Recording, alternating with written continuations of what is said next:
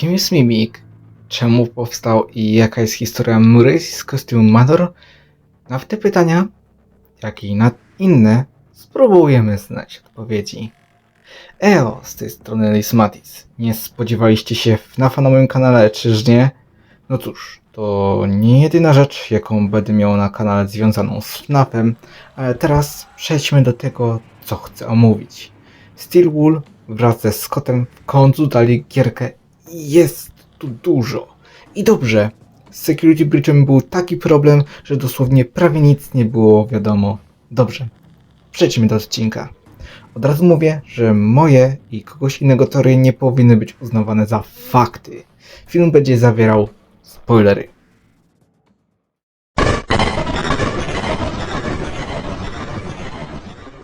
Murray's Costume Manor. Jest to firma produkująca kostiumy, ale nie tylko. Widzimy w grze, że są różne roboty, endoszkielety i inne projekty. Robią zamówienia dla kilku firm, w tym dla Fazbear Entertainment. Edwin ma tę firmę po swoim ojcu. Początkowo potrafił świetnie zarządzać firmą i umilał to fakt, że ożenił się z Fioną, miłością jego życia, która też odegrała dużą rolę w firmie. Chica i nagrania.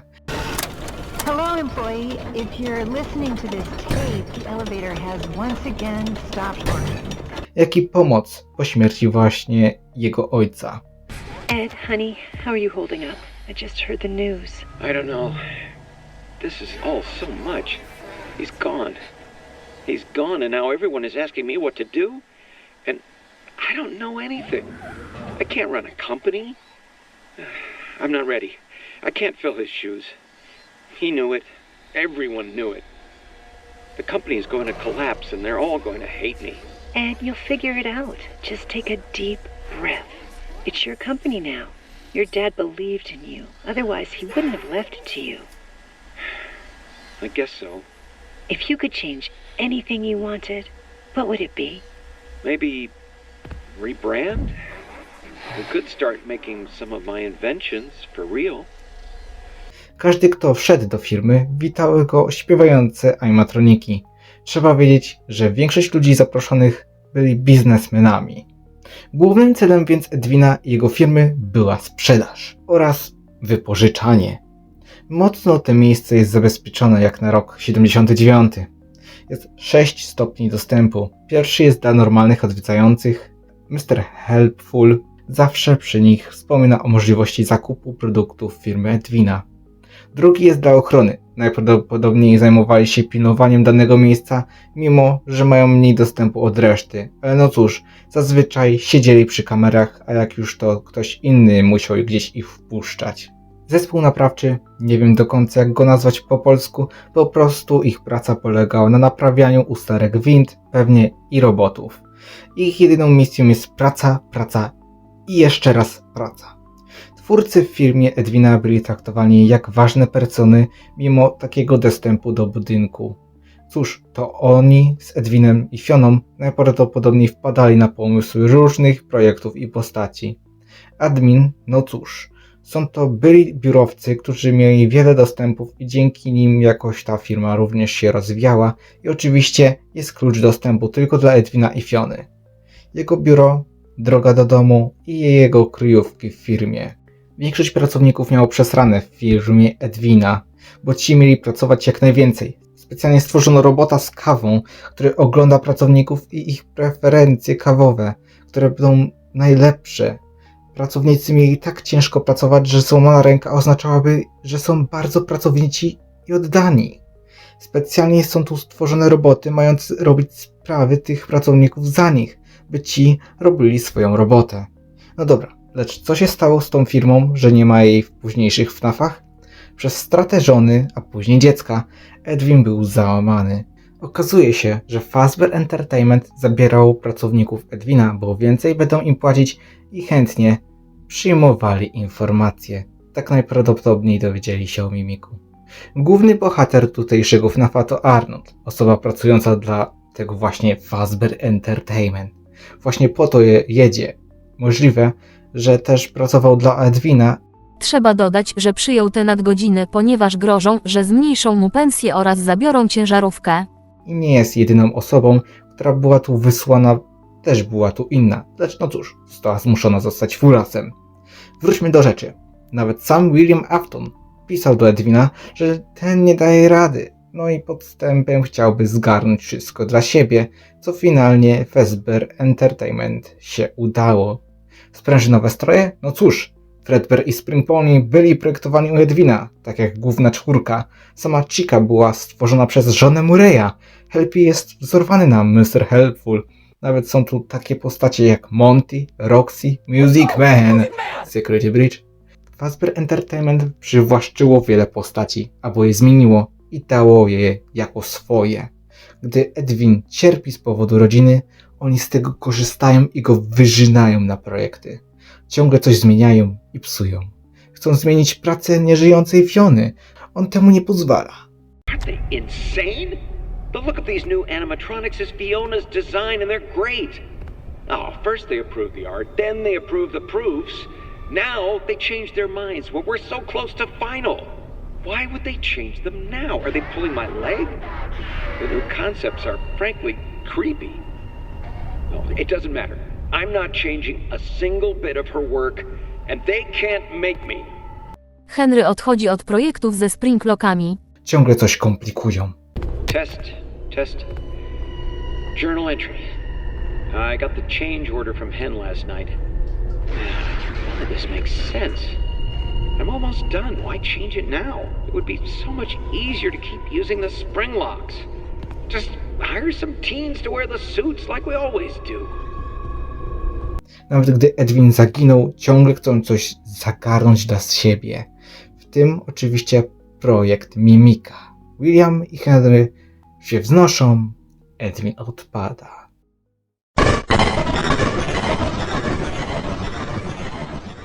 Dobra, przejdźmy do samej rodziny Edwina, ponieważ to ona odgrywa potężną rolę w fabule Mimika. Edwin jest właścicielem firmy, co wiemy, a Fiona jest lalkarzem.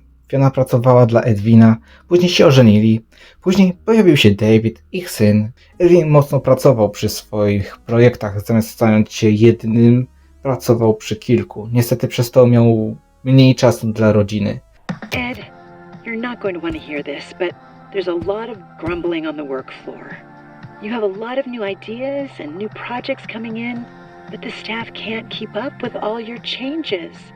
Your creative energy is amazing, and I love you for it. But I think you need to step back a little and focus on one project at a time.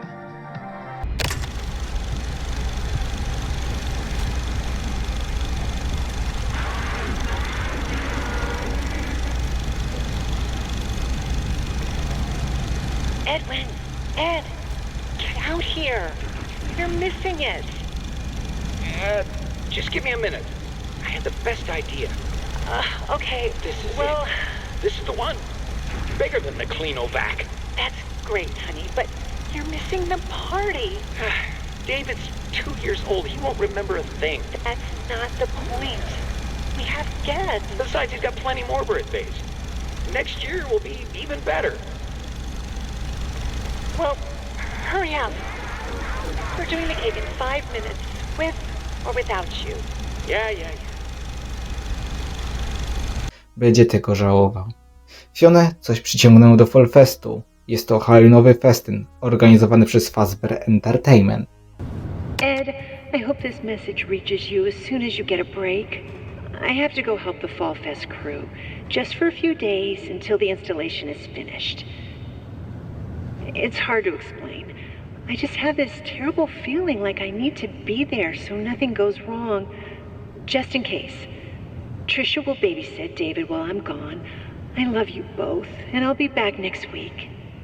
Niestety nie wiemy, co dokładnie się wtedy tam stało, ale wiemy to, że Fiona straciła tam życie. Oczywiście wtedy David miał 3-5 lat.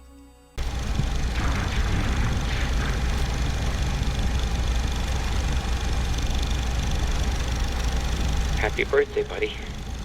Wait for Mama. Mama loves presents. David, Mommy's gone. Not all gone, buddy. In a way, she's here. She's with us. Mommy will always be here watching over us. You better start opening. There's a lot to open. I gotta get back to work.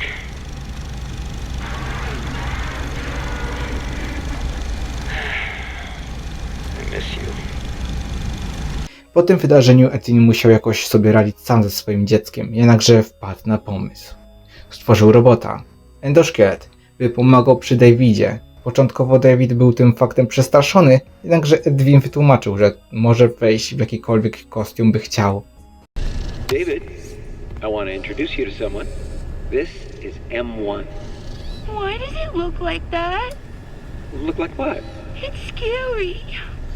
Oh, it's an endoskeleton. It won't always look like this. It'll wear fun costumes. Like what? Anything you want. It can fit into any costume we've created. Think of it as your new babysitter. But it doesn't get paid and go home. It'll stay with us and help around the house. Później nauczył go bycia Fioną.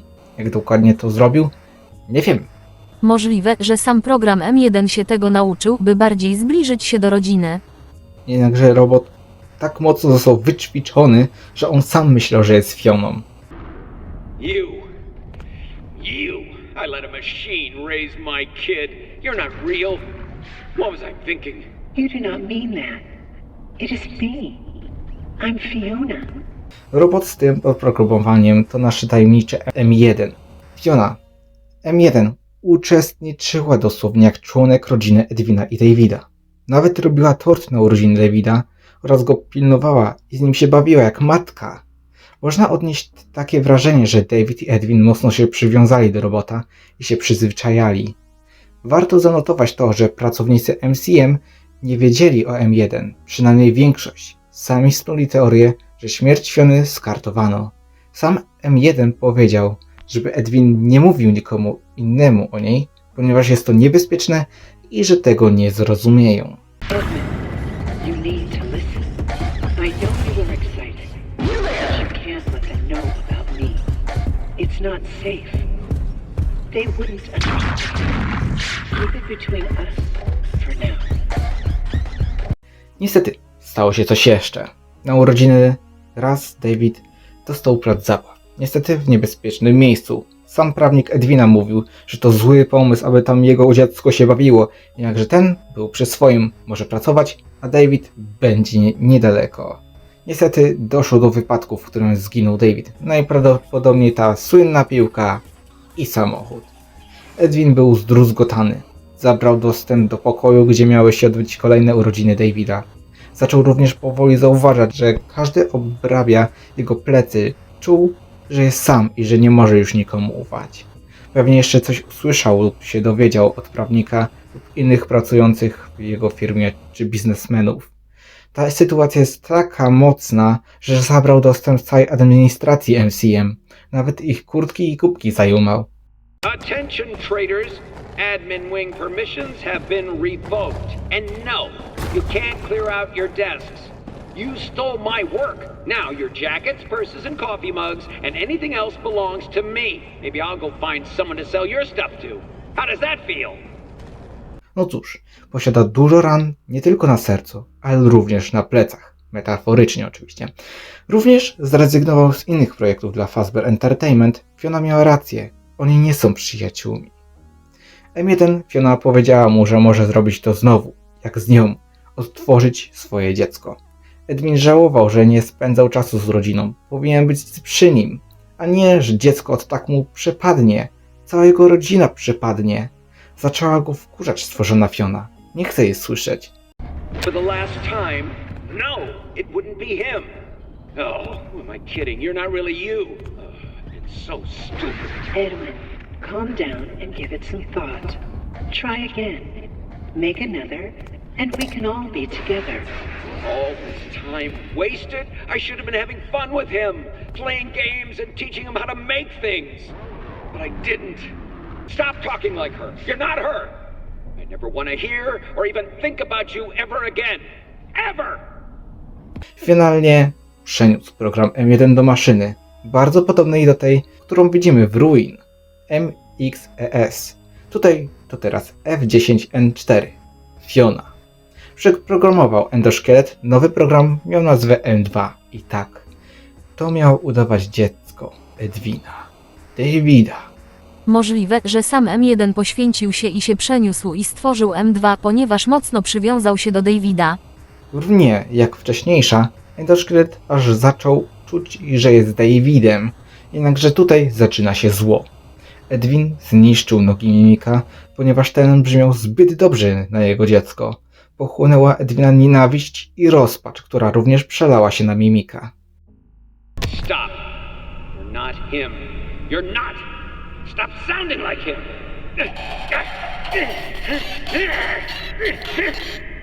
Raz M2 postanowił odstępem ukarać Edwina, więc zaczął gadać coś nieopodal jego biura.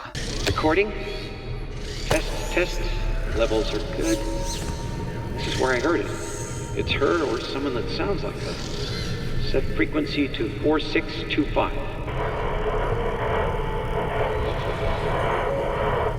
Hello? Hello? Is anyone there? Over.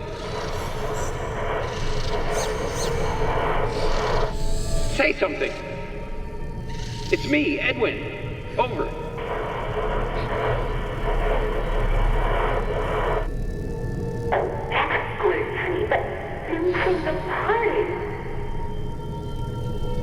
Gdy Edwin się zbliżył, powstał wybuch, w którym to Edwin nie może zbytnio chodzić. Ten błagał o pomoc Mimika M2, ale ten nie ma takiej opcji. Sam później jeszcze ten Mimik przekonywał Davida, że tata jest zajęty. Tak jakby przekonywał samego siebie, swoją inną stronę oprogramowania. Test. Journal entry. Too bad the new power test was a failure. Due to a minor detonation, there is damage to my office interior, as well as a small fire. Note to self, a portable cleaner that gets rid of smoke damage. Oh, better yet, a Cleanovac attachment. Help! M2! Respond! Emergency! Call for help! Daddy's busy, buddy. Why don't you go outside and play? Please! I can't move. I can't feel my legs. You know, speaking of legs, what do you think? I just finished mine. There are still a few kinks to work out. I'm sorry, M2. I lost my temper. I was always gonna fix you. Please, call for help. M2, respond.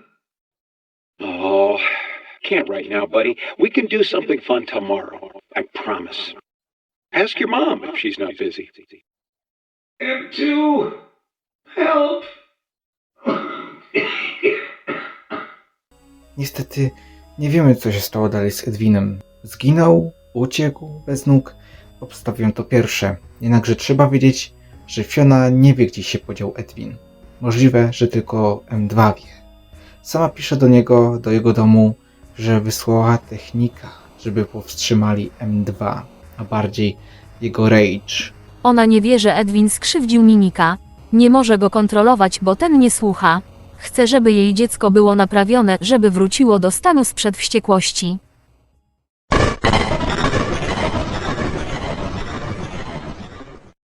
Dobrze, czas omówić bardziej Mimika. To endoszkielet stworzony przez Edwina.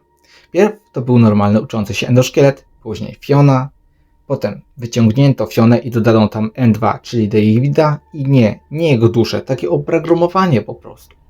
Tutaj nie ma już żadnych dusz, to jest po prostu sztuczna inteligencja. Po agresji Edwina, N2 zaczął sam ją miewać. Tak jakby ją wsiąknął. Całą złość można powiedzieć, że to mogą przedstawić również książki z Fazbear Frights. Przedmioty tam mogą przechowywać złe emocje, które mogą spowodować ożycie czegoś złego. Jeżeli chodzi o Fazbear Frights w przyszłości, zrobię o tym film, tylko muszę przeczytać wszystko. Anyway. Złość Mimika można nazwać Mimic Rage. Właśnie jest u nas w takim stanie. Po zniknięciu Edwina Mimik atakuje każdą napotkaną osobę w MCM. Arnold nie jest jedyny, który tam wchodzi po tym incydencie. Na to wskazuje wóz Fazbear Entertainment gdzieś za płotem, zwłoki w stroju oraz wiadomości. Możliwe, że jeszcze normalni pracownicy Edwina zginęli przez Mimika i zostali wsadzeni do kostiumów. Fiona strzeże MCM na swój sposób. Nie chce, żeby projekt, oprogramowanie M2 dostało się w cudze ręce. Dlatego, gdy Arnold jest w ich posiadaniu, zaprasza, aby je oddał do inventory, udając dispatcha. Dobra, więc czy wszyscy przeciwnicy, którzy mogą nas zabić, to Mimik? Nie do końca. Jest Mimik w kostiumach. Wiadomo, to 100% on. Mamy Jackie. Na początku możemy zauważyć, że nie ma w niej jeszcze Mimika, a później jest. Jak to wytłumaczyć? Mimic Rage rozprzestrzenia się jak wirus. Przykładem również tego może być Big Top i te śmieci. A co do pielęgniarki, możliwe, że była po prostu zepsuta. Dlatego Mimik ją po prostu wyrwał i się przebrał. Dowodem, że to może być taki wirus, jest również Security Breach. Animatroniki nas gonią i atakują. Są pod kontrolą. Ale do tego przejdziemy jeszcze później, bo mamy jeszcze trochę tutaj do opowiedzenia. Więc tak, przeciwnicy to Mimik w kostiumach, Jackie z wirusem, Mimik w Jackie, Big Top, oszalała pielęgniara, Mimik przebrany za pielęgniarę oraz zawirusowane roboty, na przykład te śmieciaki. Mimic Rage jednakże nie ciąży 24/7 u Mimika. Czasami możemy zobaczyć, jak M2 jest ubrany w Tiger Rocka. Ulubiony pluszak Davida, jak i ulubiony pluszak M2. Jednakże też jest później napędzana Rage'em, ponieważ ten może nas później w piwnicy zaatakować. Możliwe, że Fiona lekko też została tym zarażona, ale w większości próbuje nas powstrzymać, ponieważ nie chce, aby projekt M2 wyszedł z MCM. Fiona chce pozbyć się gniewu M2.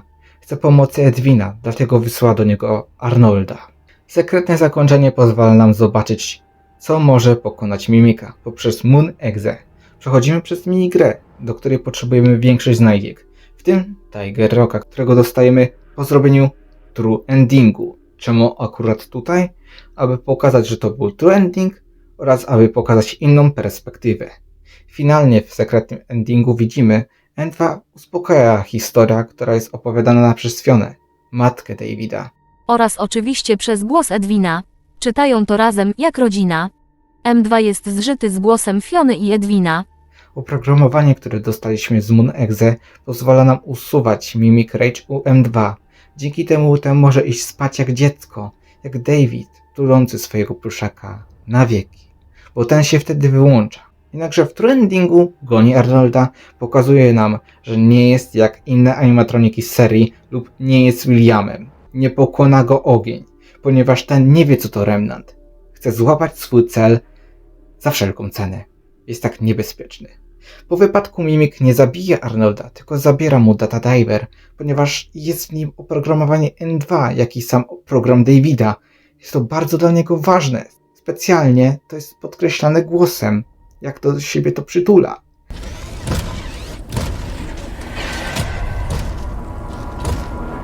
Fiona niestety tęskni za Edwinem i najbardziej za swoim dzieckiem. N2 to nie jest jej dziecko przez Mimic Rage. Time since we had a chance to talk.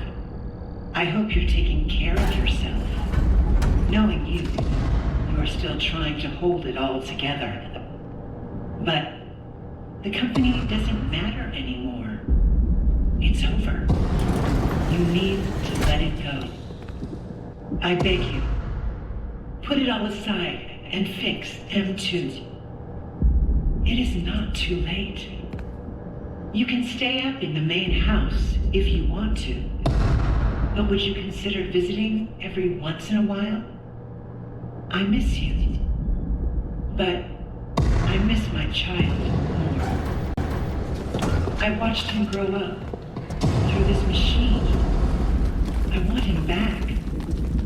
It's not too late to fix our family. Będzie tęskniła i tęskni pod gruzami MCM.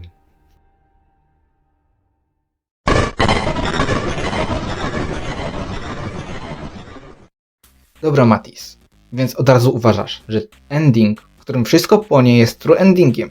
Czemu? Gdyby MCM nadal stało Mimik nadal by tam zabijał i by szybko stamtąd nie uciekł. A gdyby sekretne zakończenie było tym prawdziwym, Mimika by nie było w Security Breach i tak dalej. Dobra, jeżeli mamy to już jasne, co dalej? Fazbear Entertainment wydobywa szczątki projektów animatroników i tym podobnych i również korzysta z tych już odzyskanych wcześniej. Właśnie chodźmy chronologicznie. Podczas Fredbearsów tworzono projekty tej OG pizzerii z FNAFa 1, nie sprzed FNAFa 2. Mieli te plany przed Fredbearsami. Możliwe, że te przed FNAFem 2 były już w planach, a później po FNAFie 2 odkryli, przecież Edwin coś tam robił z naszymi OG animatronikami. Czemu ich nie zrobić teraz? Również Edwin przyczynił się do istnienia samych Fredbearsów. Patrz, Spring Bonnie i Fredbear. Starsze kostiumy, więc czemu później nie FNAF 1? Dobra, co z Mimikiem? Możliwe, że gdzieś ciągle buszował. Był ciągle blisko Freddy's, ponieważ oni mieli kostiumy, animatroniki, które są mu tak bliskie. Później przy skanowaniu rzeczy po FPS-ie zawirusował program VR, przyczynił się do powstania Glitch Trapa. Ten przypomina bardzo stroje, które tworzył Edwin. Przy pomocy Help Wanted nauczył się infekować swoim wirusem ludzi. Przykładem jest Jeremy, który odciął sobie twarz. I finalnie, który nie został przejęty przez Glitch Trapa. To jest dokładnie inny Jeremy niż o którym myślicie. Ten pracował przy Help Wanted. Oraz Vanessa, Vanny, która się stała sługą Mimika. Dzięki niej zaginęło kilkoro dzieci, oczywiście pomagał jej Mimik. Ten mocno skrył się w Pizzaplexie. Zainfekował również tym animatroniki. Te w nocy były opętane przez ten złośliwy program. Oprócz Freddy'ego, jak na razie. Ale czemu akurat Freddy? Miał awarię podczas występu i był oddzielony od reszty, więc nam to trochę wyjaśnia. Wirus mógł nawet popchnąć Montiego, aby zniszczyć Glamrock Bonniego. Wirusa dało się oczywiście jakoś usunąć z głowy Vanessy. Princess Quest. Grześ jakoś doszedł do wniosku najwidoczniej, że z oprogramowaniem trzeba walczyć poprzez oprogramowania. Znalazł automaty i uwolnił Vanessę od Mimika. Możliwe, że to wkurzyło Mimika i Mimic Rage'a, przez co Pizzaplex został tak zrujnowany. Vanessa, Grześ z głową Freda, zamknęli i odizolowali Mimika przy pomocy MX i S. By ten strzegł tego miejsca, by Mimik nigdy stamtąd się nie wydostał. Co robi to urządzenie tutaj? Nie wiem. Może Pizzaplex miał takie urządzenie skopiowane z MCM i postanowili to mieć i u nich. Help Wanted 2 jesteśmy tam pracownikiem Fazbear Entertainment, który jak na razie pracował w Pizzaplexie. Ale to wszystko było tylko pozorem. Jest tak naprawdę w zrujnowanym Pizzaplexie. Tam najprawdopodobniej gramy ojcem Cassie. Możliwe, że ta sama osoba jest tym gościem w masce poniacza podczas wkładania Bite Victima do paszczy Fredbeara. Was that the bite of 87? Niestety zostaje on przyjęty przez Mimika. Dokładnie jego świadomość jest włożona do robota, który daje Cassie swoją maskę i lub umiera. No cóż, możliwe, że jeszcze jej ojciec wróci. Co do Cassie, ta zostaje wezwana przez Grzegorza do Pizzaplexu. On jest zamknięty, utknął. Oczywiście to Mimik, podszywa się pod Grzesia. Ona dostaje maskę najprawdopodobniej swojego ojca, technika, dzięki której może przebywać w sztucznej rzeczywistości dla techników. MXES próbuje ją powstrzymać, ale bezskutecznie, bo ona go wyłącza. Jeszcze podczas tej podróży możemy zauważyć, że animatroniki są w jakiś sposób zawirusowane złem, w tym ciało Freda bez jego głowy. Najprawdopodobniej Mimic Rage'em. I tu się również ukazuje sposób, aby walczyć z nim. Nie tylko walka z oprogramowaniem za pomocą innego, jak Princess Quest, ale również oszołomienie pamięciowe. Przepraszam, nie wiem jak to nazwać. Roxy była zła. Jednakże, gdy usłyszała głos Cassie, diametralnie się zmieniła, jakby się obudziła. To jest właśnie ten szok pamięciowy. Podobny możemy zobaczyć w sekretnym zakończeniu Secret of the Mimic. Mimikowi historia opowiadana przez głos Fiony i Edwina przypomina mu, kim naprawdę jest, co pozwala przywrócić go do porządku. No cóż, niestety Cassie wypuściła Mimika i spadła windą jeszcze niżej pod Pizzaplex. Czy to zrobił Grzegorz czy Mimik? Niestety nie wiemy.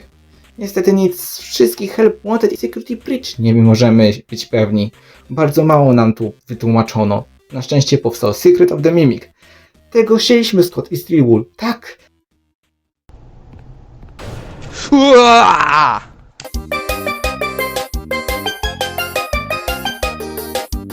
No cóż widzowie, to koniec teorii. Pamiętajcie, że to teoria i nie wszystko może być prawdą. To wszystko to, co ja myślę. Zachęcam do dyskusji w komentarzach. Teraz musimy poczekać, aż Steel i Scott stworzą kolejną grę. Oczywiście będzie FNAF 2 film podczas tego. Jakie gry więc nas czekają? Ja osobiście spodziewam się 3 gier. Tak, 3 gier. DLC do Secret of the Mimic, gra o Fallfestie, co się dokładnie tam wydarzyło, oraz kontynuacja Security Breach Ruin. Bo przecież nie mogą tego tak zostawić, że po prostu Cassie spadła windą, czyż nie? Zostawcie łapkę w górę dla mojej motywacji oraz subskrypcję, aby żaden film was nie ominął. Dobra, będę się zbierał do tworzenia kolejnych filmów i pisania scenariusza do Backrooms. Dobrej nocy, dobrego dnia lub dobrej pory, którą macie w swojej pizzerii. Bye.